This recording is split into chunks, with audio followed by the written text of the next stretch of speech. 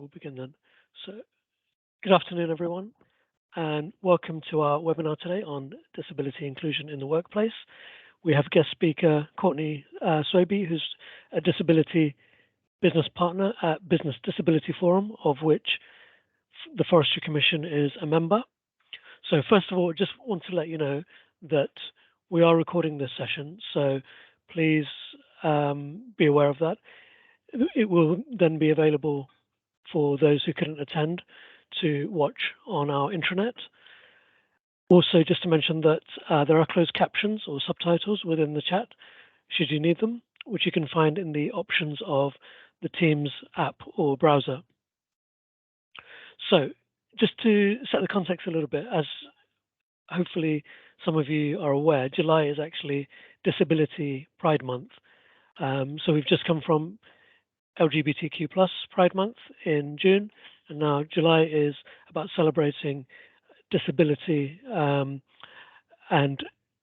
it is described as a month to accept and honour each person's uniqueness and promote visibility and mainstream awareness of positive pride felt by people with disabilities. And the month encourages self-acceptance and embracing all disabilities. So with that, we have Courtney here from Business Disability Forum, who will be speaking on why disability inclusion matters, some challenges organizations experience, Business Disability Forum's products and services for its members, such as ourselves, what line managers can do and the important role they play with regards to creating a safe and supportive environment for people with disabilities and long-term conditions to be their authentic selves. Just a little bit about Courtney. So Courtney joined Business Disability Forum in 2014. Courtney's proven strength is in his ability to build and manage different types of relationships at all levels of a business. He has extensive experience in listening to and understanding the needs of organizations and being able to impart his knowledge of disability as it affects businesses. The organizations he works with often comment on how visible Courtney's passion is for the inclusion of disabled people, and that you sometimes have to treat people differently to treat them fairly. Outside of work, Courtney is the front man for a covers band called the Love Handles. Apparently, they're men of a certain age. So during this session, Courtney will present for about 40 to 45 minutes, give or take, and then take questions from the audience. Please feel free to pop your questions in the chat during the presentation, and we will pick these up during the Q&A slot. So without further ado, I'll hand you over to Courtney. Thank you for that, Wally. I was really hoping you wasn't going to read that last bit. And then when you said during this presentation, Courtney will be, and I thought, don't say I'm going to be singing. Please don't say I'm going to be singing. Oh, you can do. I'd rather not. Thank you very much, and good morning, good afternoon to you all. I will just get my screen, share my screen with you. Please let me know when you can see my slide deck.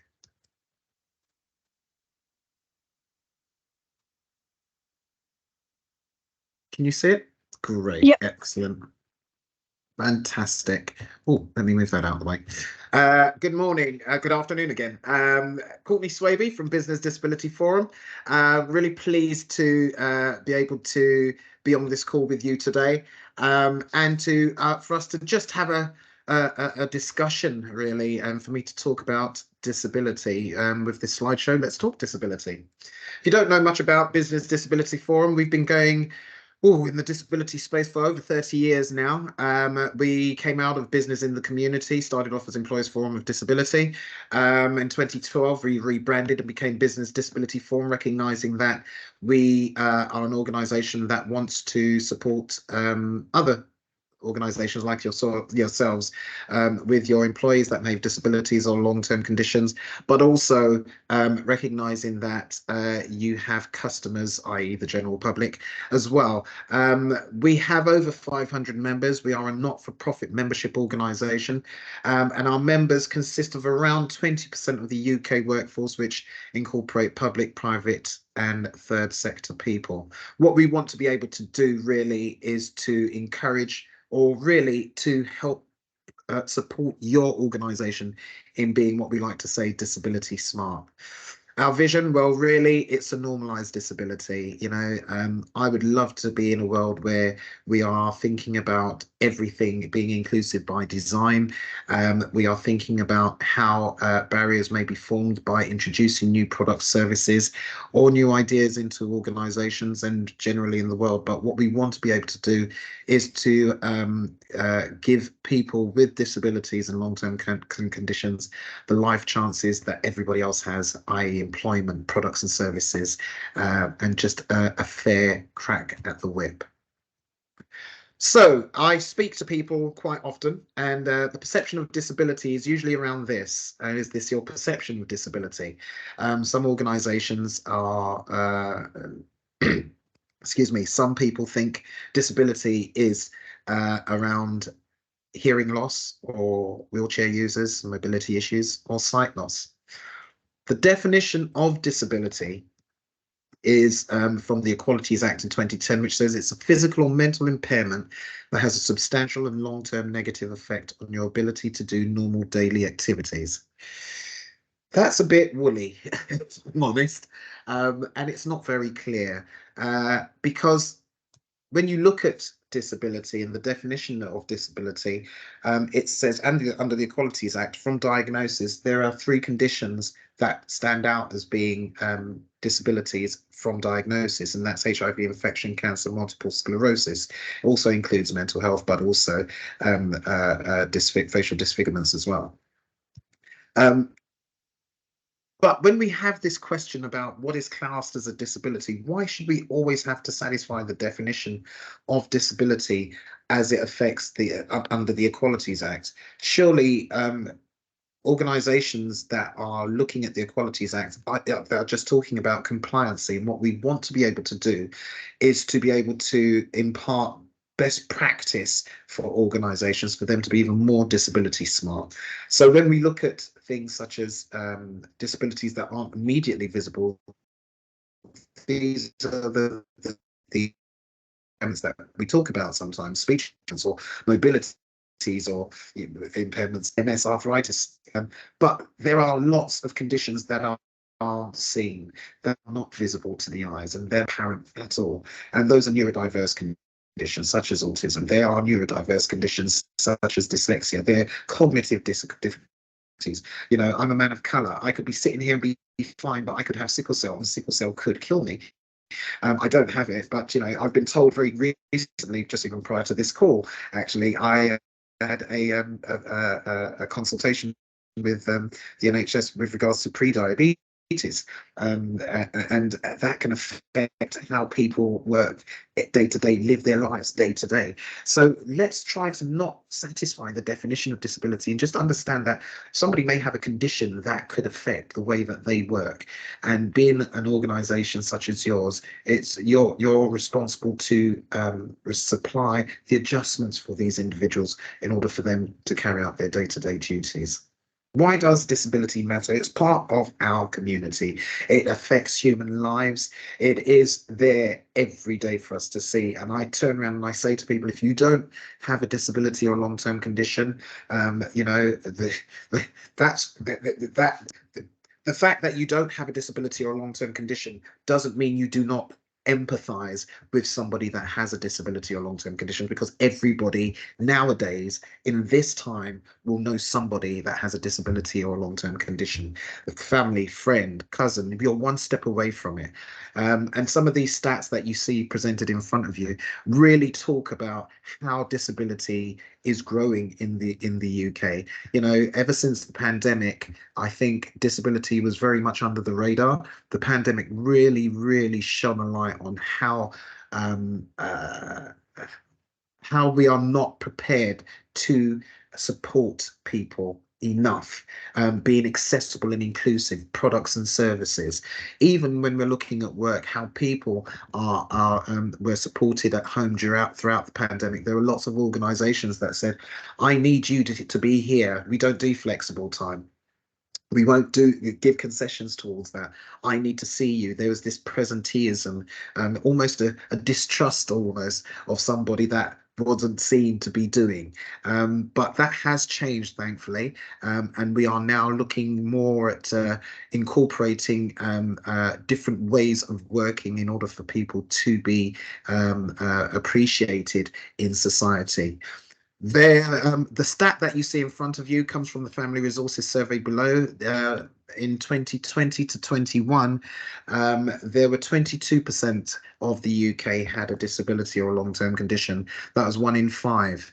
As of 2021 to 22, it's now gone up to 1 in 4. The disability range has increased throughout all of the age groups, including pensioners, working age, and children as well. It was previously 22%. We are also looking at the top 3 disabilities from this resources survey, which looks at mental health initially, then mobility impairment, then stamina, breathing, or fatigue, which I would say is most probably an after effect of COVID.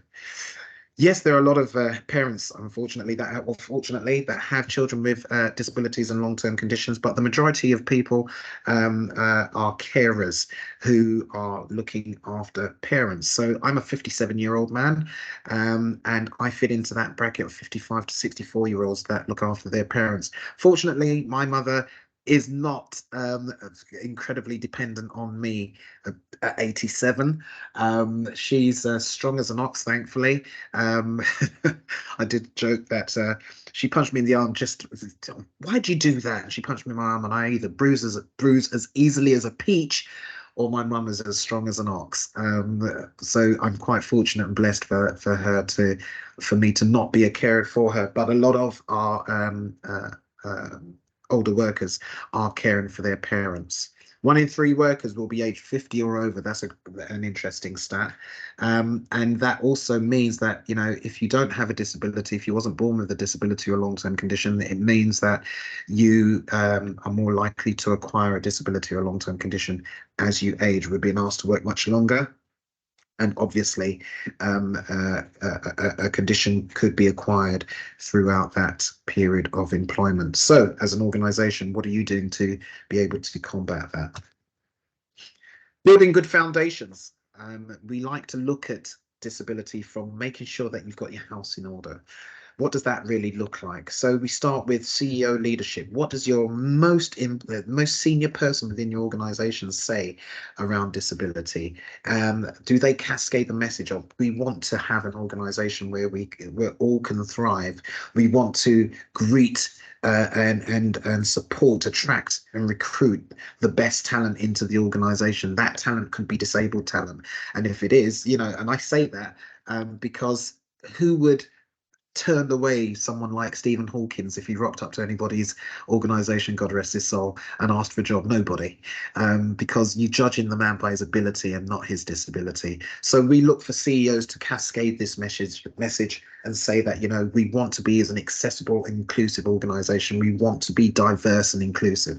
And when we usually hear about diversity and inclusion, it usually meant race or gender, and the lonely cousin sitting in the corner which nobody wanted to speak to was disability. Why? Because we don't want to say the wrong thing. We don't want to upset somebody.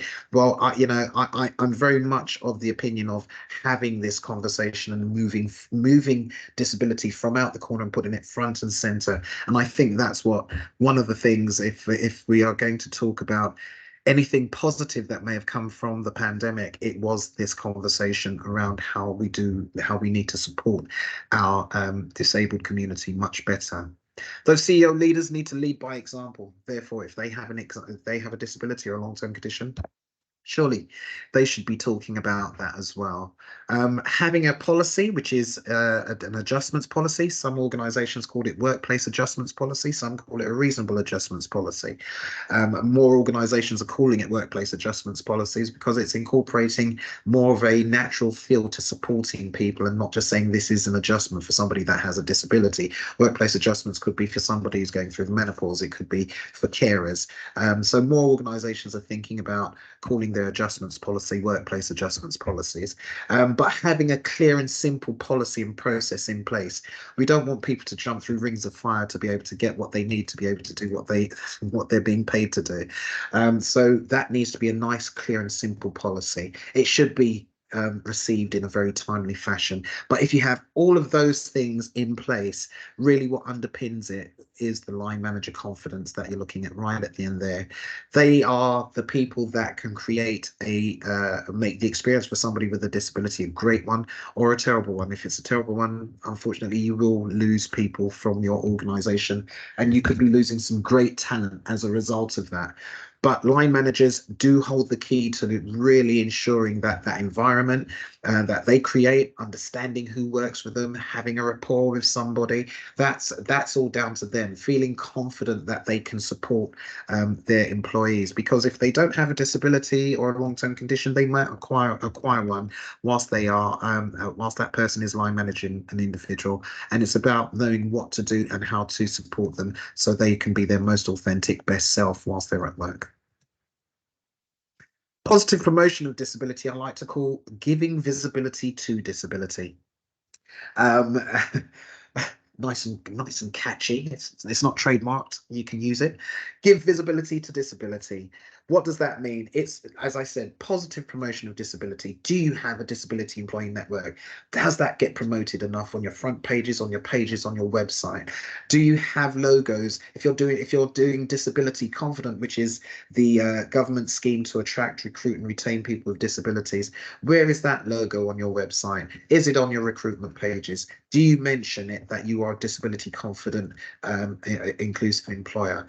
Do you mention that you're part of BDF? I hope you do. I'm sure you do. But, you know, where are these logos? Are they on the recruitment pages for roles within the organisation? Testimonies, I mentioned it earlier. Senior staff testimonies are really good.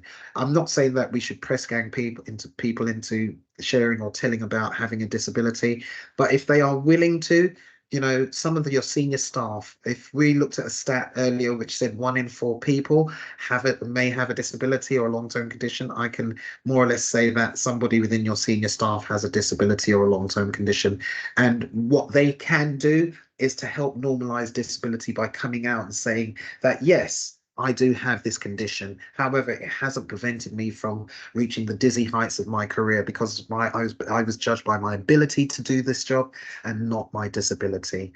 If you have a D&I statement on your website, what does that say about disability? And just for the last point there, around celebrating good news, there are a lot of risk-averse organisations that do not like to celebrate good news. And no matter how big or small it is, I will always urge an organisation to celebrate anything you are doing well around disability. Yes, it's a journey. Yes, you can caveat it and say that we need to be better at this but we're on a journey and we are getting better. But right here and now, we're very proud of what we've achieved in this particular space around being more accessible and inclusive. You know, how are you ever going to attract the best talent coming into the organization if you keep the secrets to yourself?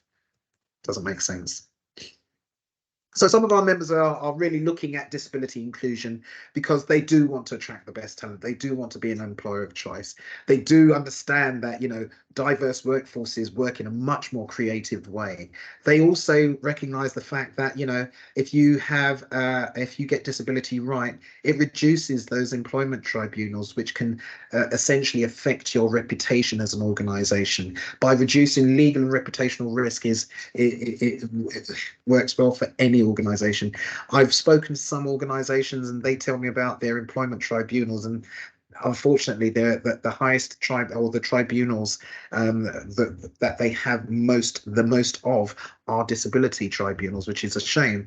I would expect in this day and age for organizations to really be able to support individuals in the right way so they do not get taken to a tribunal. But that can be the negative side of not getting it right. And, you know, it's not threatening, or I'm not here to scaremonger anybody, but that is a fact. If you do not get disability right as an organization, you can leave yourself open to employment tribunals. But, you know, we also have to look at how you attract your customers as well. Do you offer diverse and inclusive products and services for your customers to enjoy England, to be part of what are God's green earth? And I do know actually that you do quite a lot in trying to encourage accessible and inclusive interactive ways with people. I can only say that the more we do, the more we can actually normalize disability and give people those chances to enjoy this great country of ours. I have been at Business Disability Forum since 2014, Wally mentioned. That's around 9.5 years now. And in that 9.5 year period, I have seen these challenges for organizations, and they still are here today. I mentioned it earlier around language. You know, I don't get so hung up on language sometimes that it prevents you from having a conversation. You know, there will be a time when language is very important. When we are talking about data monitoring, you need to talk in the right way so people can see the question that see themselves in the questions that you're asking. But, you know, on a one-to-one basis, or, you know, a couple of people, you don't be frightened to have the conversation and possibly say the wrong thing. You can always caveat it. It's your respectfulness that people will be listening to. It's not what you say, it's how you say it. You've heard of that. So saying the wrong thing sometimes prevents people from having these conversations. I say caveat that conversation by saying, I may say the wrong thing, feel free to correct me. And by doing that, you're opening up that conversation to be more accessible and inclusive from the get-go. You know, I remember many years ago, somebody saying, oh, I called somebody a dwarf. And they corrected me and said, I prefer to be called somebody of short stature. Disability is personal to each individual. What somebody may not mind, somebody else will do. You know, if we're talking about language, my surname is pronounced Swaby, S for sugar, W, A, B for Bravo, Y.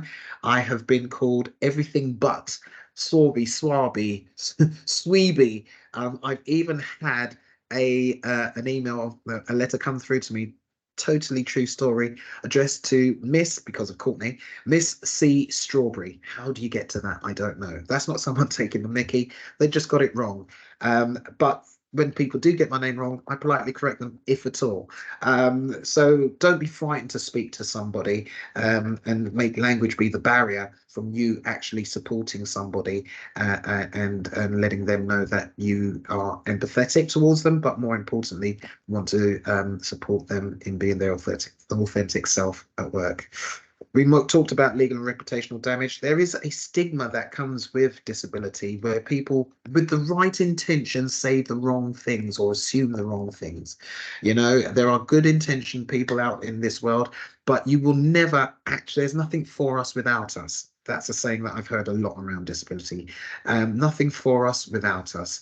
So don't assume the ability of somebody if they have a disability or long-term condition. You may mean well, but have a conversation. They will tell you what they can or they cannot do.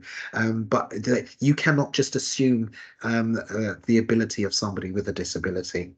And there's this hocus pocus around adjustments. Everything's going to cost a lot. The majority of adjustments do not cost that much. And if there is an increased cost value, there are organizations, or there is access to work where they will pay a shared amount of that adjustment for an individual. But don't, first of all, let's put it in context.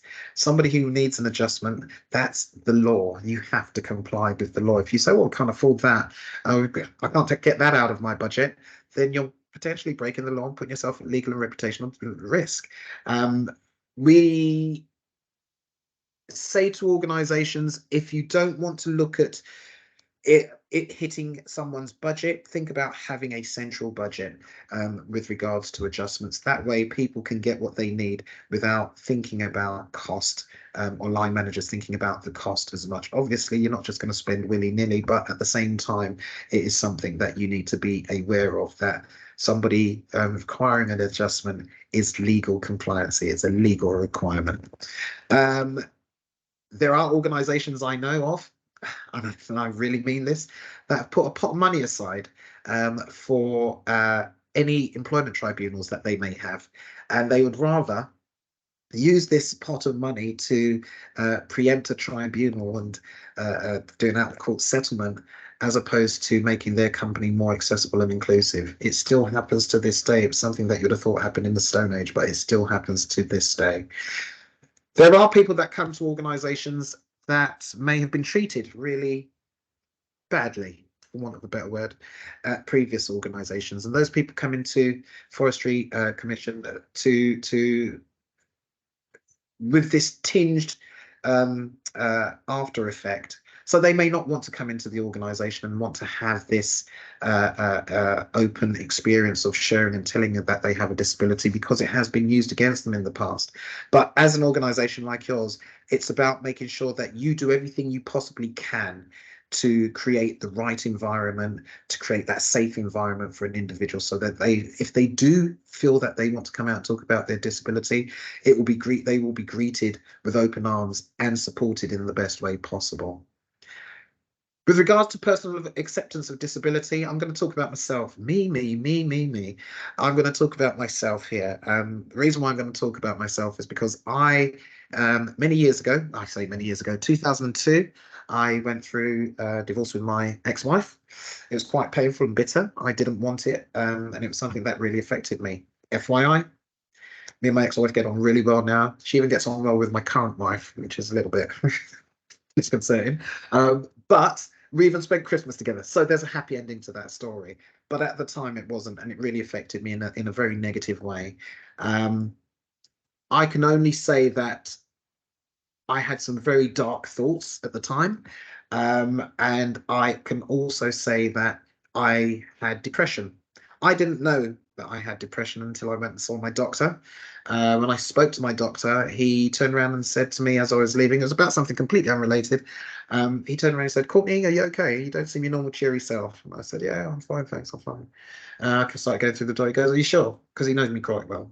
And I turned around to him and I said, "Well, actually," blah, and it all came out. It's almost as if I wanted him to ask again, because just to make sure he was going to be interested. Anyway, I told him about what was going on, that I was going through the divorce. It wasn't what I wanted. He said, I fear that you may be on the onset of depression. Back then in 2002, we could have access to counsellors quite easily than we most probably can do now. But he said, "I'm going to give you 6 sessions on the NHS to go and see a counsellor." And I went to see Counsellor Robert, who was absolutely brilliant. He helped to ground me again, made me increase my self-worth, made me again, basically. And those 6 sessions really helped and supported me in getting back to a place where I felt that I could continue my day-to-day life. If I fast forward a few years after that, I trained as a counsellor because I wanted to give something back, do the same for Counsellor Robert, what he did for me to do for somebody else. And if I fast forward beyond that again, I started working at Business Disability Forum. So it's around 2011 I started training as a counsellor. 2014 I started at BDF. And I remember, so training as a counsellor, I understand about mental health conditions. Training at being at BDF, we talk about mental health as part of disability as well. So I knew about mental health. And I remember shaving one morning and looking in the mirror. And when I was in the mirror, it literally hit me like a bolt out of the blues. "You have a mental health condition." And I panicked for some unknown reason. I went into a blind panic. I was happy to understand that I had depression, but when I gave it the label of mental health, I didn't accept it. I didn't want to accept it almost, and I couldn't understand why. I had to have a real long, hard hard, deep word with myself though, because it's difficult for men to want to have that experience of talking about mental health anyway. But in the community, my Black community, it's even harder. It's something that we don't speak about, or hardly. We don't talk about having mental challenges. You're always told, keep your business in the house. Don't take it outside of the house. Keep it in the house. um Behind the closed doors, I'm so glad I didn't, and I was somebody that decided to go and get to have counseling. And the reason why I'm so happy about that, because when in having this hard long word with myself, I had to say, you cannot turn around and say there aren't enough Black men going to get the mental health support that they need. If you want to see the change, you've got to be the change. So now I'm very happy to talk about somebody who had a mental health condition. There are some people that continue to have mental health conditions, but I've not had an episode of depression since 2002. And I'm very happy to say that I am somebody that benefited so much from counseling therapy. And if there are any men, Black, white, or indifferent, or any women, I'm not going to be sexist here. Having counseling sessions can really help your life and your perspective on life. And I urge you to go and seek counseling if you are going through anything that is affecting your mental health. There are a lot of individuals that don't actually know they have disabilities. And the example I'm going to use here is of a 53-year-old woman I know. I won't say whether she's a member or not, but it was a 53-year-old woman who I have a very good relationship with. And I remember being on a call with her. Excuse me, sorry. I remember being on a call with her and her bursting out into tears. And I said, "Why are you crying?" She goes, "I've just been recently diagnosed as dyslexic." I said, "Oh, I'm really don't feel so sad. And you have understanding now." She said, "Yeah, but the way I found out, Courtney, was really, really odd, because my daughter, I thought she might be dyslexic, and she went to get a diagnosis, an assessment, and she came back and said, yeah, it's been confirmed I am dyslexic." Um, but when I was answering the questions, doing the test, I kept on thinking, Mum does this, Mum does this, Mum does this. I think you should go and get yourself checked out, Mum. And at 53 years of age, she found out that she was dyslexic. And the tears weren't tears for sadness, they were tears of joy, because she was able to actually understand a lot of what she was going through. We really felt so many people in the 70s. I'm a 57-year-old man. And, I went to school with some people who had learning disabilities or learning difficulties. And they were putting, and I'm doing air quotes if you can't see me, they were put into what was classed back then as remedial classes, which, we just didn't understand neurodiversity in the way that we understand it now. But that really affected a lot of people. So we failed a lot of people in society. However, a really good story that came from that was one day when I was walking down the road in the city, and I bumped into one of my old school friends who was in one of these classes, and he was all suited and booted and that. It wasn't too far from the Old Bailey. So I said, just as a joke, I said, "Oh, just been to court, have you?" And he said, "No, no, no, no. I work in the stock exchange now." And I was so made up for him. I really was. And that's how you put those people who try to put you down. That's the way to do it, But coping mechanisms are not things that we should be looking at now. We should be looking at full diagnosis for anybody that has a neurodiverse condition, and supporting them in much better ways than we used to do back in the bad old 70s. Okay, let's get on to some of the good stuff now. Membership features. What can you get from BDF? We are a membership organisation. There's so much that you can get from us as members. One of the things around that is access to our advice service. It's free, it's confidential, Monday to Friday, 9 to 5. Who can have access to it? it would be easier for me to say who cannot have access to it, and that's individuals themselves. So if an individual was to actually find our email address and may have a line manager that is not empathetic enough or has been waiting for an unreasonable amount of time for an adjustment, they may want to get in contact with us. We politely screen the calls and understand when it is something for somebody for a personal reason. And we will actually terminate the call in a polite way, in a warm and friendly way. But what we will do is say, with that, your permission to the person, what we'd like to do is refer this back into the organisation and speak to our key contact, who is Wally. Wally can contact your line manager, and we'll work with Wally and your line manager to hopefully resolve whatever issue that you are going through. But apart from that, absolutely anybody else within the organisation can have access.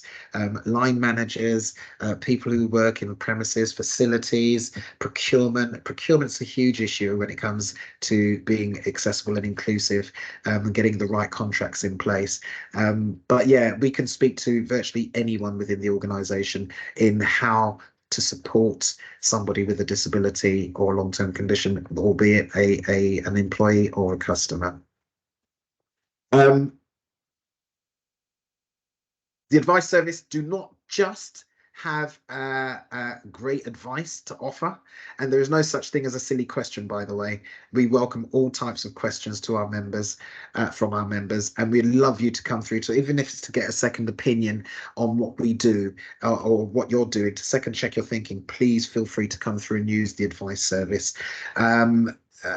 They also have a policy review service, so you can have up to 5 disability related policies per membership year to be reviewed by us. There is a caveat that it's a 4 to 6 week lead time, but we will review things such as your reasonable adjustments or workplace adjustments policy, if you have a disability absence policy, if you have a neurodiversity policy, whatever the policy is. Even if you have disability written into another policy, we will welcome you sending that bit to us, and we'll look at it and top and tail it and give you great recommendations on how fit for purpose it may or may not be. But that doesn't stop there. There's more. The advice service look at supporting all organisations that are doing Disability Confident. Disability Confident, for anybody that doesn't know, is a government initiative which looks at attracting, recruiting and retaining people with disabilities. It's in 3 levels. The first level being the disability committed stage. Then you have disability employer stage, which is the second one, and then you have a disability confident leader. To move from one to the other, you have to do some checks and balances. At disability confident committed at level 2, you do a self-assessment and provide evidence, and in order to get your leadership status, you need to give that evidence to a disability focused organisation. And we will validate it for you, and give it back to you. You then send it back to the DWP. When I break my teeth in for a horse, I mean to send it back to the DWP, and they will give you a nice shiny badge to put on your website to say you are disability confident leaders. So that's the advice service, in a nutshell, to say what they do. Second thing that you can use will be our access to our knowledge hub.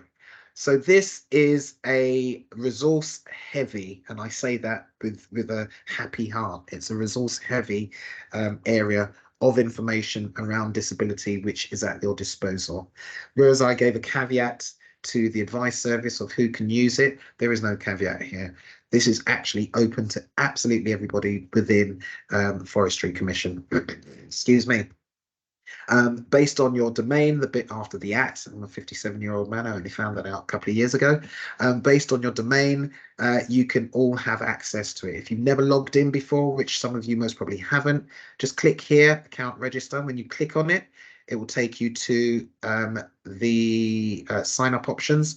You put your first name, last name and email address, click sign up, and away you go. What will happen is you will have a temporary password that will come back to you.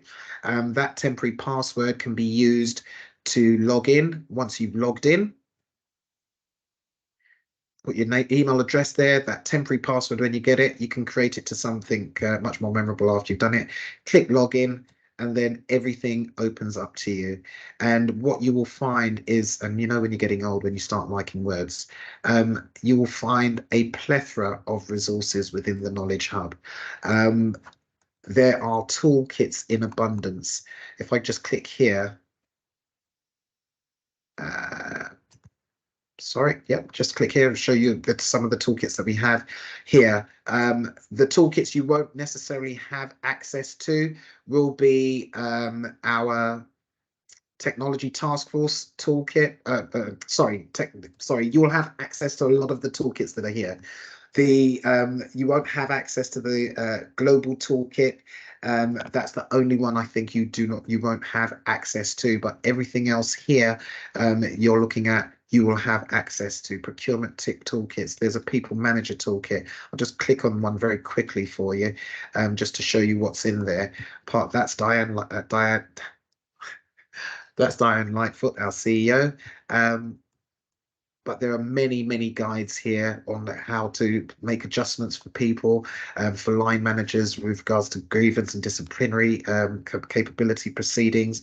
There are things here for line managers to create passports or tailored adjustments plans, recording and reviewing adjustments, lots and lots, how to have that sensitive conversation in person and remotely.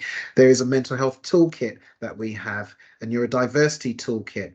There, as I said, the list goes on. There are so many toolkits for you guys to have access to. So feel free at any stage to log on and have a look at these toolkits and all the other resources that are in there. Mental health toolkit, it's got a great e-guidance module in there talking about mental health. But there are another two videos that talk to line managers with regards to how they can prepare to have sensitive conversations with individuals that may have disabilities, a mental health condition. Forgive me. I'm just going to quickly go back. We do have something that you may not know about called our Disability Smart online self-assessment tool. So what that is a whole organizational approach to disability, whereas Disability Confident looks at looking at attraction, recruitment and retention.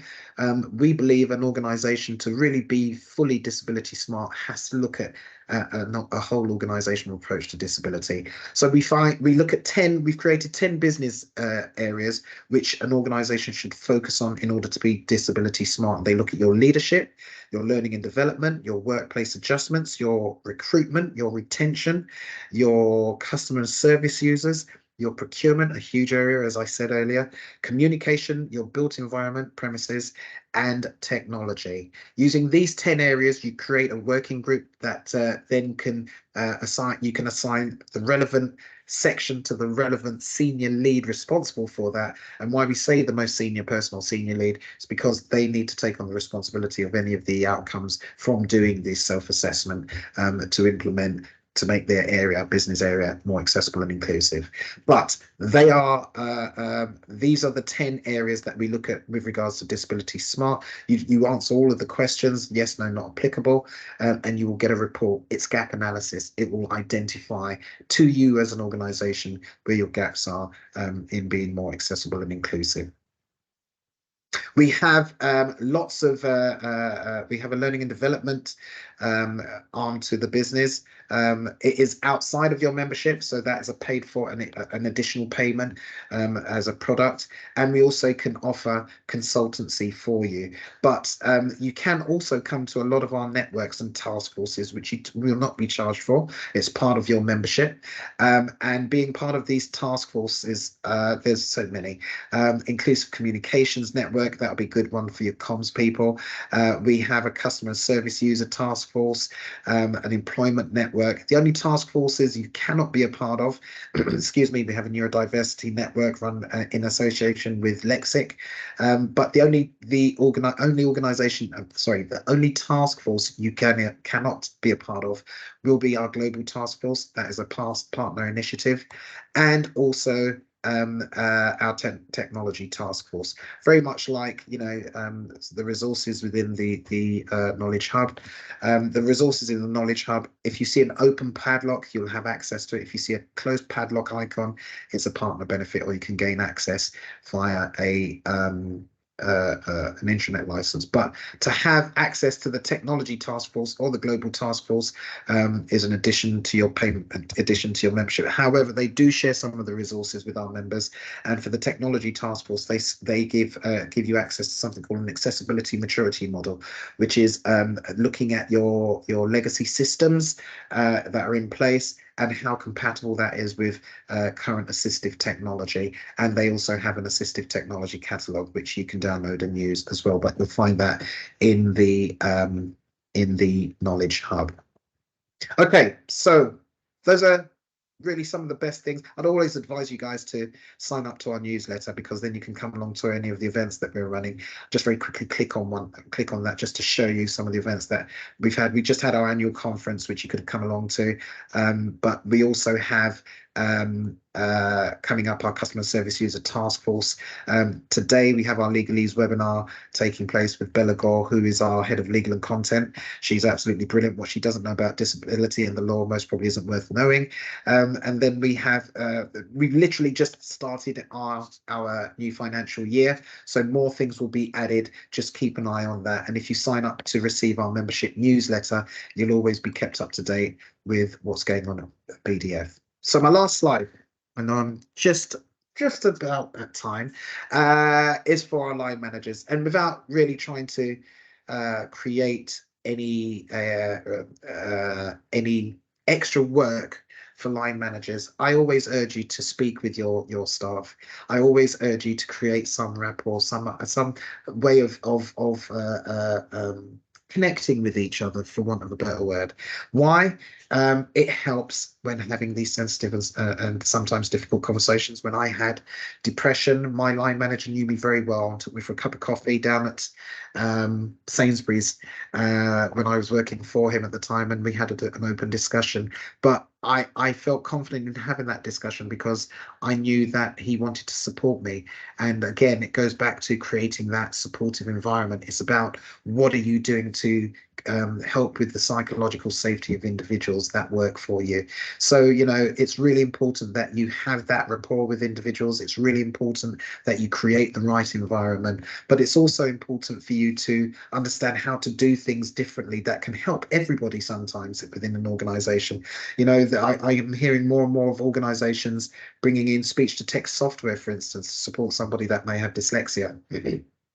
But not just for the individual, it's actually for everybody within the organization. I mean, who wants to be bashing at a keyboard all the time when you can use speech to text software? So little creative things like that help organizations. Creating a central repository of information for you to easily refer back to, or links back to BDF and the Knowledge Hub, or getting in contact with the advice service. Knowing how to get that support when you need it will be good for you, and understanding the adjustments policy and process. It's not just down to an individual to know about that. It's your duty to understand that as well. And although there's some really well-intentioned line managers, sometimes they just do not know or have the confidence to ask somebody if they need support, or they're trying to find the right words in asking. Don't make it life so difficult for yourself. If you know someone's struggling, if you've got having a one-to-one with an individual, the last thing you should be ever saying to somebody as they're leaving at that one-to-one is everything okay? Are you struggling with anything? Is there anything that you're finding too difficult? How can I help?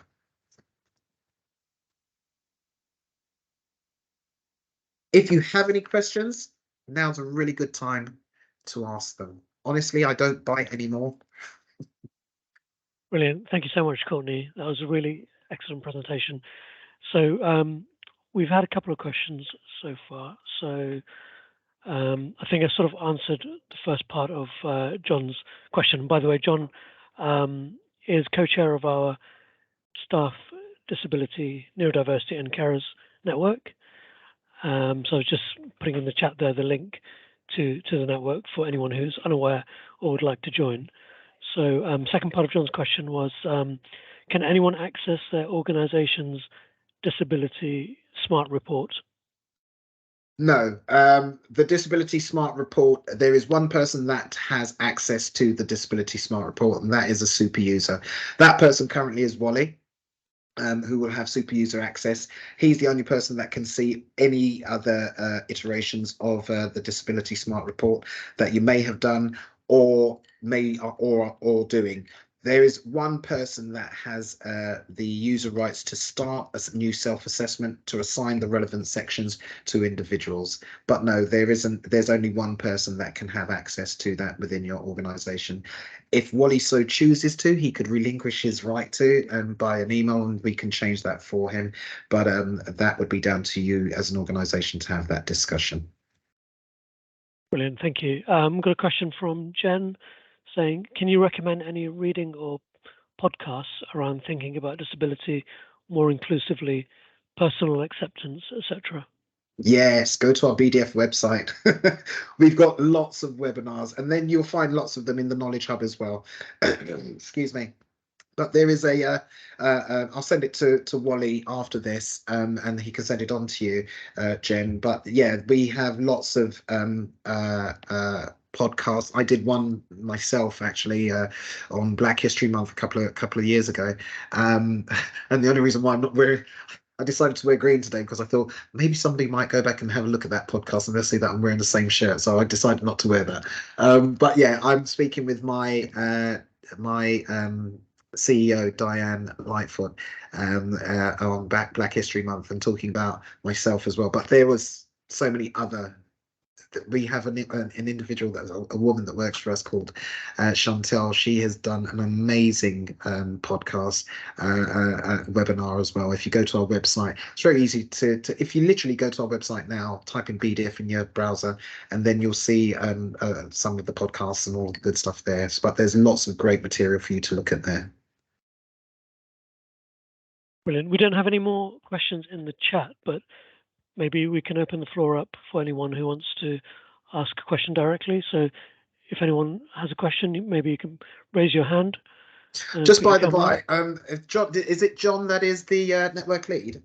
Yeah, the co-chair along with Catherine. Co-chair. Okay, so just needed to throw that in there for you, John, that although we don't support individuals personally with whatever they're going through with regards to their disability and long-term conditions, we will support network leads because you'll be coming to us to ask for support for supporting an individual. Brilliant, thank you. Brilliant, thanks, Courtney.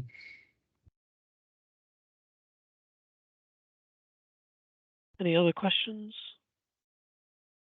Anything else? I know sometimes when when these things are being taped, people feel a little bit, well, I shouldn't ask that question. It might sound as from silly. There's no silly question around disability as far as I'm concerned, you know. I really want to have this time to open up the floor, but I really want you to feel that you can ask anything. We're not going to get any better at disability if we are frightened to ask the questions. You know, when I was younger, man, and I had an afro, much younger man, when I had an afro, I remember some of my white friends saying, how do you comb your hair? I wasn't offended by that, yet not at all, because you don't know if you don't ask. So feel free to ask any question. Thank you, John. If you mention my hair, I'll be very upset. I can't hear you, John. You're on mute. I was just asking, how do you comb your hair these days, Courtney? I buffer it. No, me and Wally are not twins. No, that's brilliant. It's been really great to hear just all the suite of things that the Business Disability Forum can offer us. And thanks, Wally, for giving the plug for the network. I was just wondering, you've been at the Business Disability Forum for a few years now. Has there been any, in theory, you should have the perfect place to work for a disabled person, but I'm just wondering if there's been any issues that you've, as an organisation, have had to face just internally that you can tell us about, and how kind of what the learning process has been for that, with how you deal with external organisations. There's always going to be. That's the thing about disability. It's not a one and done, is it? It's never going to be. So we are always learning, evolving. Neurodiversity is in its infancy, we might as well say. You know, it's been going since the 90s, or the phrase has been coined since the 90s, but it is a relatively new condition which we're finding more and more about. So as we learn more, you know, I remember when I first started at BDF. I remember hearing that obesity was a disability, which I didn't necessarily thought would come under as being a disability. But again, it's that thing, John, that we should stop trying to satisfy the definition of what should be a disability and what isn't a disability, and look more at that somebody's facing a barrier as a result of a condition that they have. What can we do to resolve and remove that barrier from an individual so that they can be their authentic self, work as they're supposed to, as it were? You know, because whilst you are taking time, deliberating, going for this assessment, thinking who's going to pay for this adjustment and all the rest of it, you're paying somebody to do half a job. And that's not a disrespectful thing that I'm saying, but that's on the organization and not the individual. The individual's there to want to work, you know, and despite what a lot of people may believe, most people with disabilities and long-term conditions do not want to be at home living off of benefits. They want to be a part of society and working. So, you know, as I said, great talent like Stephen Hawkins, you know, if that talent's out there, as an organization, what are you going to do to attract that best talent into the organization and support it once it's there, and understanding that there are people there in your organization currently that have disabilities? So yes, it's great to want to attract and recruit that talent, but also remember that that talent is already there. And how are you supporting? We're being told that we're going to work longer in life. You know, I'd rather be French, you know, let's revolt. They get told to become 62, but 68, no, that's fine, 62, it calls a revolution. But, you know, all jokes aside, we are looking at more and more people acquiring disabilities the longer they work. So you have to prepare yourself for that now as an organisation. I think I saw the hand of Oliver. Does that answer your question? Sorry, John. Yeah, no, that's brilliant. Thanks. Yeah, thanks, I think Courtney. Ben Oliver has a question. Yeah. Hi. Thanks very much. That's absolutely fascinating. I mean, just linking into what you've just said, Courtney, I'm really interested. I had a relatively recent experience myself, and I think I'd be really interested to know your thoughts on how we as an organisation can maybe look at how we work with people that may be going through difficulties to enable them to work. So just from my background, I suffer from chronic migraine, so which means that, you know, most of the time I'm fine, but when I'm not, I'm not. And quite understandably, as an organisation, it's, you know, Forest England's been really supportive. But one of the challenges that I felt, and Wally and I have talked about this, is, you know, I want to work, as you've said, I want to work. It's important for my mental health to work and to feel productive within the capacity that my migraines allow me to do. And that sometimes butts heads, understandably, with the organisation being slightly anxious with, you know, my rather flippant statement that if I collapse, just leave me there and let me get on with it, kind of thing, because that's a difficult thing. I just wondered if you have any thoughts in terms of best practices as to how organisations overcome that very fine balance between the kind of health and safety side of things, but enabling people, you know, with conditions to continue to work effectively. So I have spoken to quite a few of our organisations, and we have a resource around this, actually, Ben. So I called you Oliver because I saw the first name come up, Ben Oliver. It's like Elton John. Ben Oliver. So yeah, we have a resource, and a lot of organisations are implementing them as well, called a tailored adjustment plan. Some of them called passports as well. Are you familiar with that at all? Yes, I have seen those, and I have a plan. I suppose it's that kind of the extreme end. It's where, you know, how we have those conversations about what risk we are happy to take. You know, it's part of my everyday life that I collapse, and I'm comfortable with that. But understandably, understand that other people aren't. You know, because it's quite shocking. I completely get that. I completely get that. But what's part of that a tailored adjustment plan is to support you, safeguard you, and safeguard the business as well.